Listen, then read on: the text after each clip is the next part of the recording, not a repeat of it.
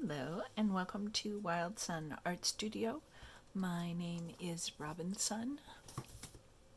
Please like, comment, subscribe, and share. Please do share this with anybody,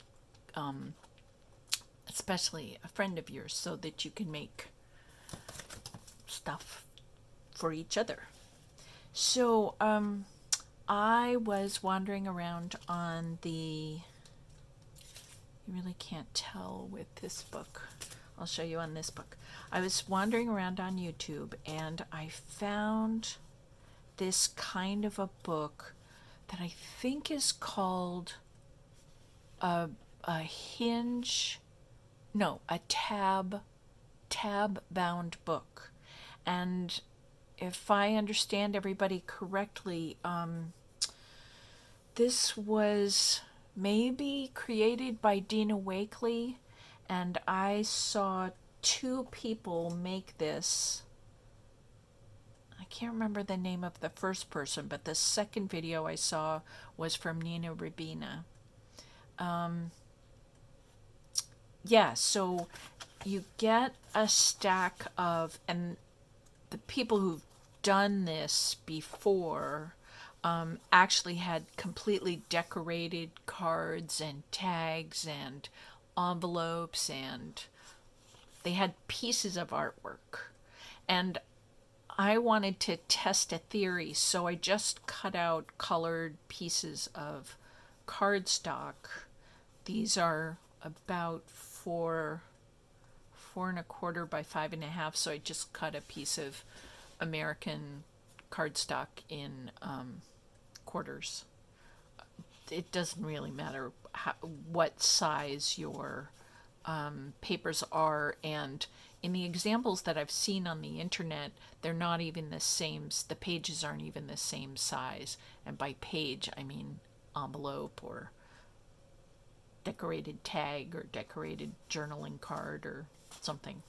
So anyway, these are my pages, and instead of somehow sewing or stapling or gluing I don't know what, the pages are bound by putting in, and the people I've seen use these little cloth tabs. And the books that I've seen have all been done with tags or papers that were, had brown inked edges, and they were done in old-fashioned papers that were kind of ivory and tan colored.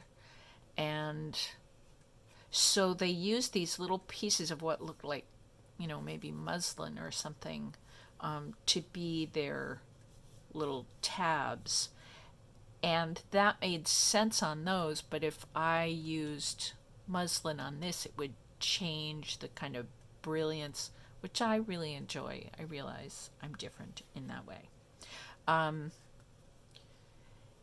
And what happens is on the first card, you glue 3 or 4 or 2 or whatever number you choose. But I used 3 and 2. So on the first card, I glued 3. And on the second card, I glued 2. And then on the third card, I brought up the tabs from before. I'll show you in a minute. It makes more sense when you see it. And you just go back and forth. And I thought, because this is who I am, what if it wasn't just little rectangles of muslin and they had sort of torn edges? It was very pretty. I mean, that look of the browns and the torn is a really gorgeous look. It's just kind of not my look. It's not as brilliant and crisp. I don't know. I really enjoy that. I'm not going to apologize. So anyway, so we're down to a purple page, and I made all these little hinges out of black cardstock. This is all cardstock. And I made them from a pattern, and I wanted to show you how to make a little hinge like that. Scissors. So this is how you make a hinge that's the same on this side as it is on that side, and the same on this end as it is on that end.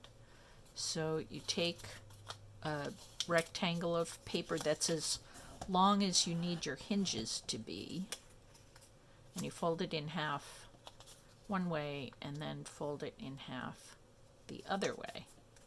And then you make, let's do a little,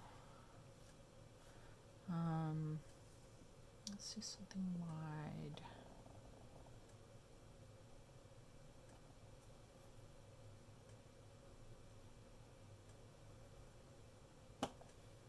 It's sort of like this one, but maybe just a little bit different.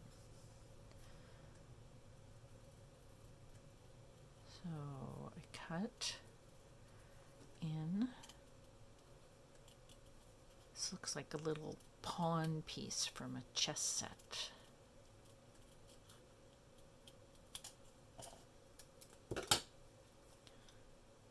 And when you open it up, now this tab is quite a bit bigger than this tab, but there. So if you put that around the edge of a paper, it would look like that. Anyway, that's how that design was made.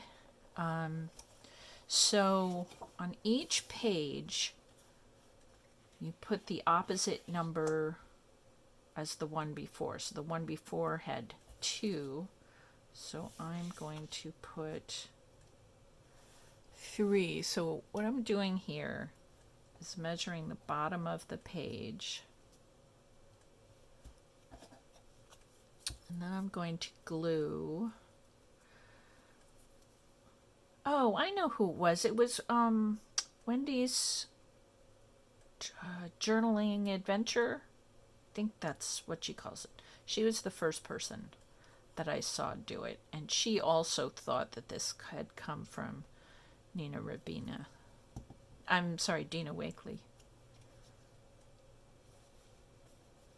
So if that was 2, then this is 3. And I don't know if you can tell, but the crease is there, and I'm going to go over the edge a little bit to give the tab enough room to come up and around. You'll see the next piece.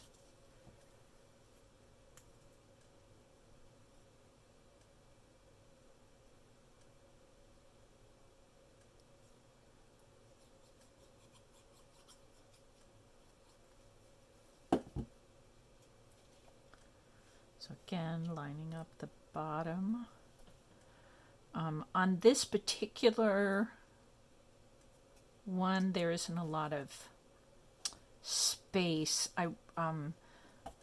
The width of this is 1 inch, and the length of this paper is 5 3/4 inches. So that extra 3/4 inches has to be divvied up between the middles of all these pieces. So this is a little precise. If I'd made them, the hinges, thinner, I'd have more space and could be a little more easygoing.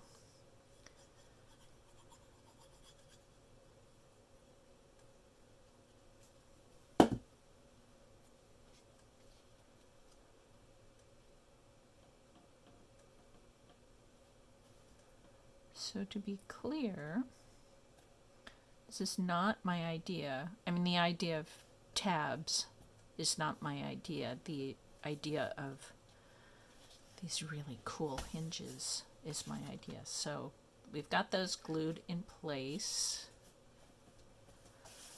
And I turn this over to add it to the rest of the book.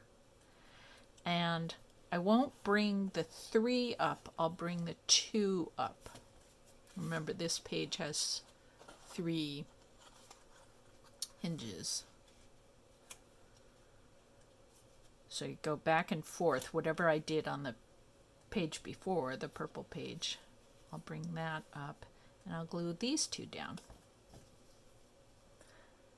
And then the next time I'll glue on 2 and bring up 3. So it's just the opposite. You just go back and forth with the opposite. This is very exciting. I'm very thrilled about this.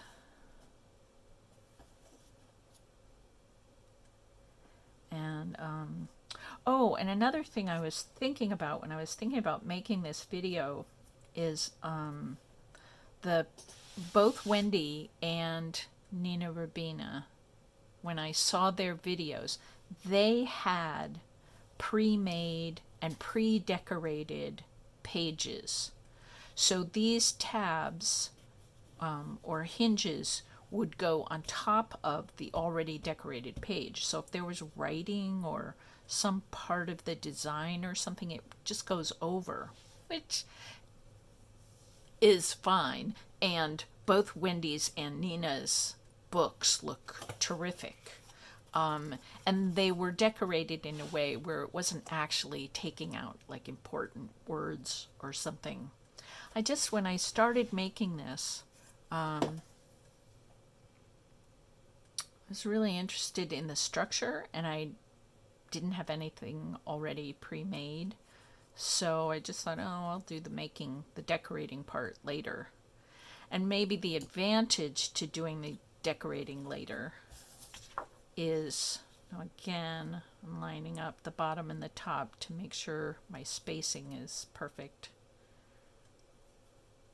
And I'm putting this center edge here a little past the edge of the purple paper, so that when I flip it over and curl it around, I'm giving the hinge a little extra space to go around the edge of the cardstock. See, I'm not even gluing. I wonder if you can see that. I'm not gluing all the way to the crease. I'm leaving a little space because I know I'm not going to use that. Not right now. So I want this to be a really short video so that it can upload. And I'm already at 12 minutes, so I'm not as short as I wanted. So I'm not going to finish the book on the video. But I line up the edges here, and then I'm going to bring up, I just glued on 2, so I'm going to bring up the 3,